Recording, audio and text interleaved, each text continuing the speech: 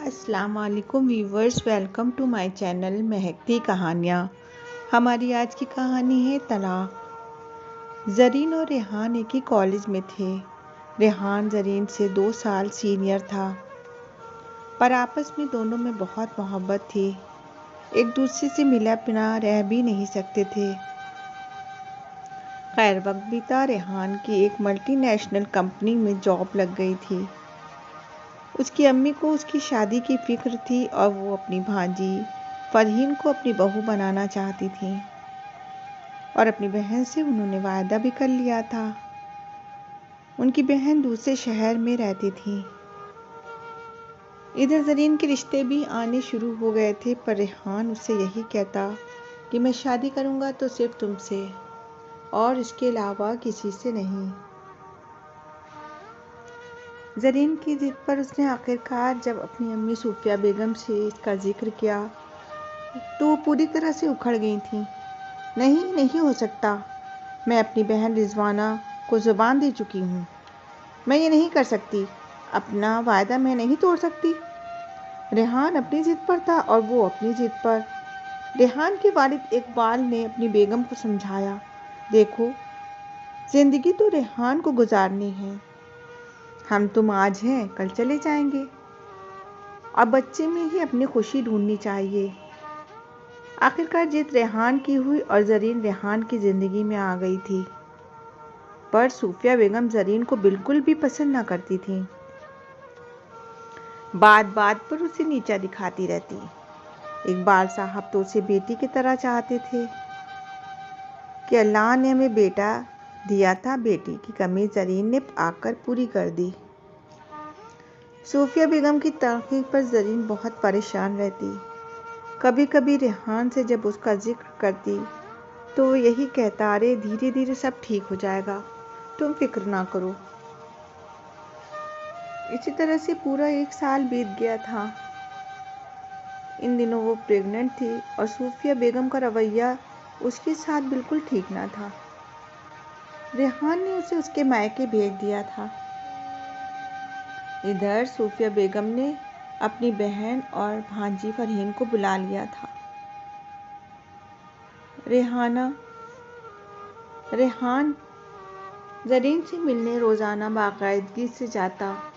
Office की वापसी पर वो बच्चे का कुछ ना कुछ सामान भी लेकर जाता और दोनों एक दूसरे से खूब देर तक बात करते। सूफिया को बेटी हुई, पर उसकी सास उसे देखने तक ना आई थी।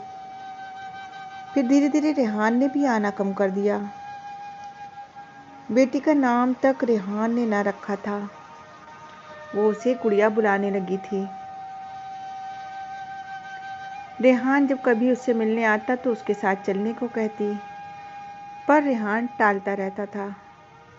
उसकी बेटी पूरे 6 महीने की हो गई थी और वो उसे ले ही ना जा रहा था।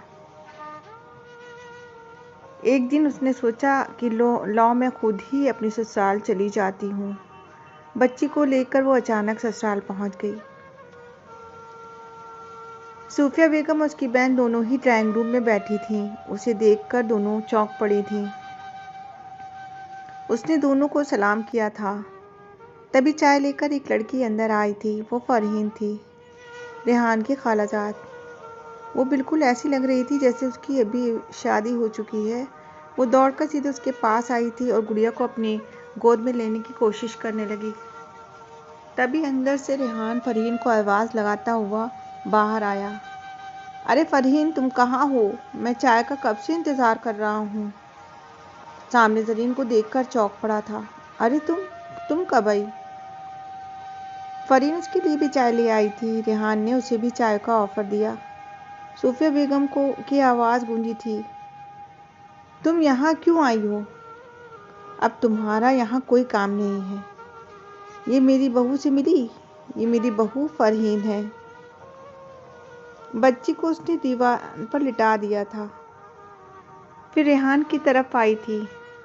रेहान, क्या अम्मी सच कह रही हैं? बताओ, क्या तुमने फरहीन से निकाह कर लिया है?